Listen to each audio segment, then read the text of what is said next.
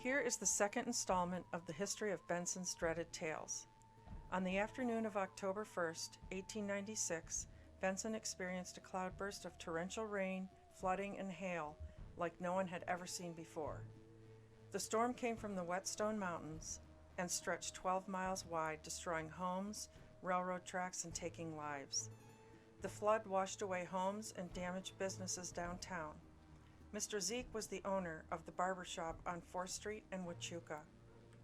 After lunch that day with his family, Mr. Zeke had just returned to work and was in the barber shop when the flood came. His home was just a block away on Patagonia and 4th Street, where Benson Fuel and Speedway are currently located.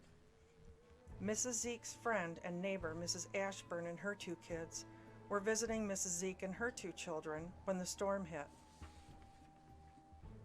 When the storm hit, the Zeke's home was pushed off its foundation and washed down 4th Street in pieces, along with 6 occupants swept away.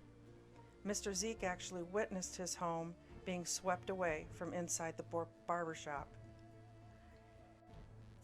During the next couple of days, searchers recovered the bodies of Mrs. Zeke, Mrs. Ashburn, and all 4 of their children. Other remains were discovered after the flood, but were never identified.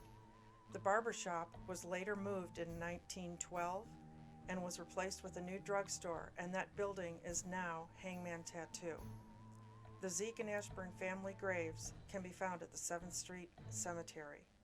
Join us next time for more dreaded tales of Benson.